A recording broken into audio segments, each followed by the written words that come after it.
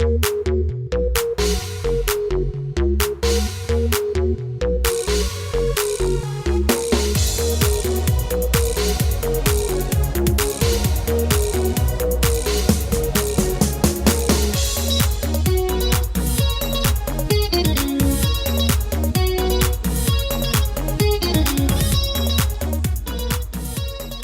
a filmmaker. I work in entertainment. And like Ike said, 10 years ago, we were all in Arusha. We heard mind-boggling stories, things people are doing to change our world. I think all of us went away from that conference with one thing in mind, a burning desire to affect our world. So coming back to my country, Nigeria, it was disheartening to realize that every day, over 2,000 kids die, mostly from preventable diseases, malaria, pneumonia, cholera, measles. Those were the reasons that were ascribed. But digging further, we felt that the reasons went beyond that. If they were preventable, we weren't being prevented. A lot of blame has gone to the health sector and health management. I think a lot of blame should also go to the families and the communities.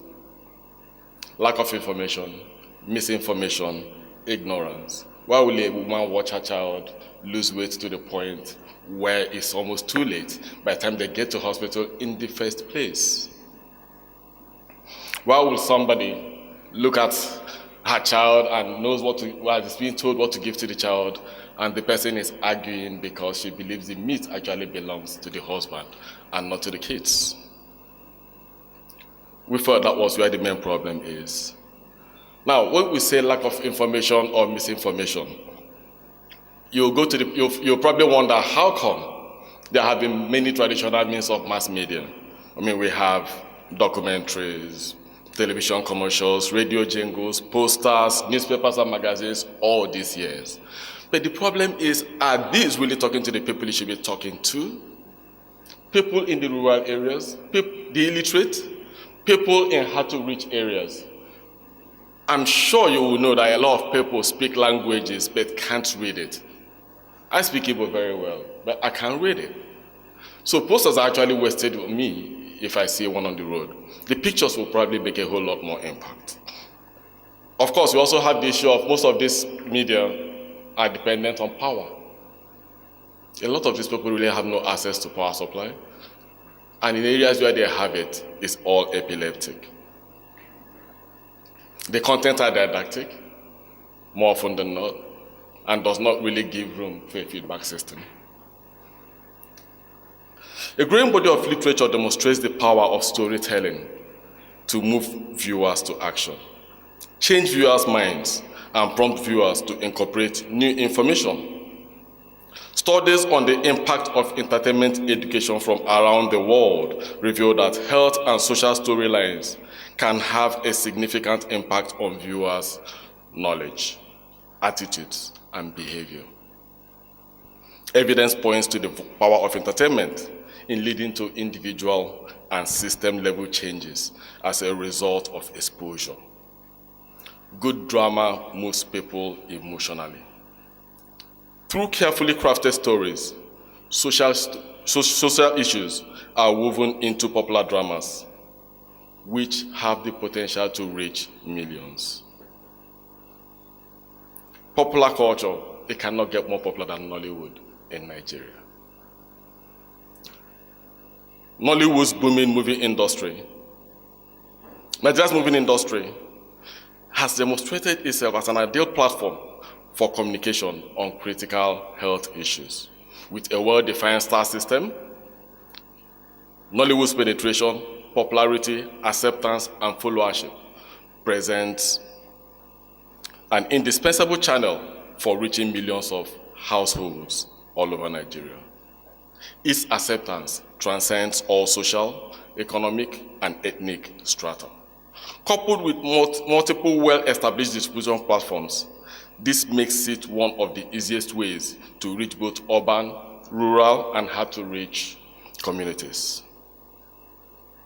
Backed by the immense power of audiovisuals, Nollywood offers a compelling approach to the communication of information that leads to measurable knowledge gains, shift attitudes and behaviors, and ultimately save lives.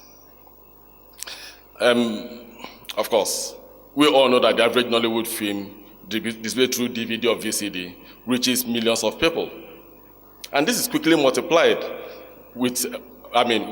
by distribution on other platforms without any major change in format or content. Cinemas, viewing centers, TV broadcast, internet and social media, peer-to-peer sharing. We have heard a lot about cell phones today. But you'll be surprised to know that in northern Nigeria, 70% of people in the rural areas get their content on phones. In Kano State alone, there's an association of downloaders with a membership of over 12,000 people. And this has absolutely nothing to do with the internet. Bluetooth, flash share. In Borno State, at the height of the Boko Haram bombing and all, there were over 3,000 registered members of the Downloaders Association. So it's not such a strange sight to see 10 grown-up people huddled around a small cell phone watching a feature-length movie. And of course, the last means of distribution, which I shouldn't be talking about, is pirates. Each channel for the distribution of audiovisual entertainment has its own qualities, reach and benefits, which can be used to reach and engage audiences as communities of dialogue and practice. Having so many diverse ways to deliver entertainment content makes connecting to particular communities more feasible, thus enabling the development of relationships with otherwise hard-to-reach people. Ultimately, Nollywood allows for the integration of different pathways to reaching people, raising awareness, deepening understanding, and supporting pro-social behavioral change. So I'm going to use 3 of our works right now to just illustrate some of the things we have done. The first one is Lens on Ebola. During the outbreak of Ebola, there was so much confusion. There were all sorts of myths flying around. Take a bath with salt, put potash under your thumb, and you could shake it, even the devil, and nothing is going to happen to you. And quite a lot of them. There was need for an authoritative voice that could actually let the people know what was going on. So, we set out to do these short videos, 2 drama style, 1 PSA, translated them into 4 languages, and partnered with Facebook to release them. In 1 week, there were 5 million impressions. Lens on Ebola was developed in partnership with CC Hub, Medic 247 Niger, Tunde Kalani, and Mainframe Studios. It was quite a great collaboration. Facebook agreed to collaborate with us on this and boosted our videos in 4 different countries, the 4 countries that were most affected by Ebola. As I said, our videos performed very well. We had over 5 million impressions with 13% engagement rate on each video. Lens on Ebola gave us 3 major takeaways. 1, lead with entertainment.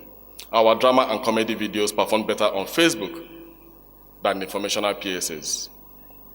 Power of celebrating. We were shocked how much people were willing to accept their celebrities as authorities and experts.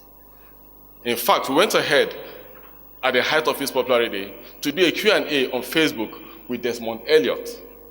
Desmond was the face they were seeing. It was actually on his page, but CDC was at the back answering the questions. We had over 5 million people logged in.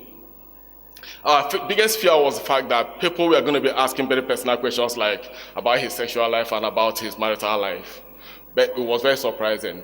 99% of all the questions were really spot on about Ebola, and these were coming from all 4 countries. Of course, that again proved to us that Nollywood was popular all across the place. And finally, the importance of a feedback loop. Through comments that our viewers posted on Facebook, we were able to learn more about pervasive myths and misconceptions.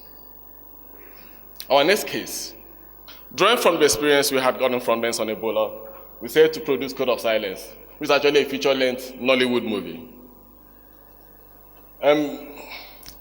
First, it was distributed we promoted the movie intensely through social media, in every aspect of it, the premiere and all, basically to get some traction. And then finally released it on DVD and VCD. It was in the cinemas for a couple of weeks. And one thing was very obvious: the audience need to relate to the story in order to connect to the message. Through the movie stars, we engage with audiences more meaningfully on the rape theme in the movie. For example, we can see that's Ebola actually trying to let people know that rape is never the victim's fault. Finally, for Code of Silence, we did something that was very exciting for us. We used Facebook as an evaluation tool that allowed us to survey our audience with over 3,000 people actually filling out the surveys. The questionnaires. This was groundbreaking. By using the app surveys for pages, we were actually able to do an IRB-approved evaluation survey in partnership with the University of Southern California at a fraction of the cost. Imagine the cost of distributing 3,000 questionnaires properly, physically. Finally, the last example is Dan Brini. I always find this funny because I don't speak a word of Hausa. We are now closing season 2 of Dan Brini. The first season, we actually worked with UNICEF to make the first season, and they completed messages on routine immunization and polio. This was extremely interesting and successful because it also gave us the opportunity to explore multiple levels of distribution that guaranteed reach that you could never imagine. For downloads alone, we recorded over 2 million downloads officially. And this does not include peer-to-peer sharing, because the downloaders themselves told us that for every download that they sold out at 20 naira, there was every chance that it was going to be transferred at least 10 more times. In fact, they told me a very peculiar story about 4 friends walking into a shop, downloading 4 different movies, and on the bus home, they will transfer the 4 movies to each other, and every other person in the bus who wants it. So officially, if we got 2 million downloads recorded, it means there was a chance that movie was downloaded at least 10 million times. We were also able to utilize the viewing centers.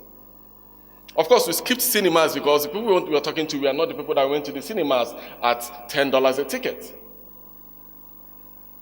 But every other medium we used actually did get to these people. Another thing we were able to complete was the usage of the ability to survey our audience and to be able to know what they really want and what to give to them even before we start the production. So we almost always started the production with focus group discussions to key areas where we'll ask questions like, what's your preferred genre? Who's your preferred style? I will talk to you and you will listen.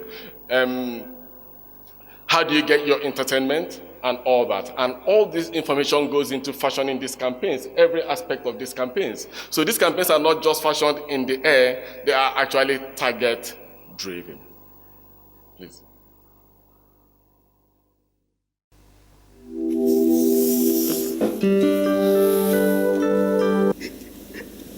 I went to the market. You went out? Took him out? You killed him, Kirot.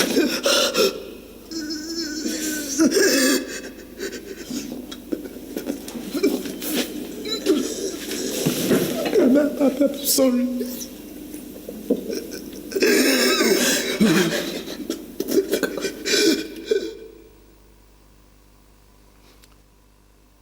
Thank you very much.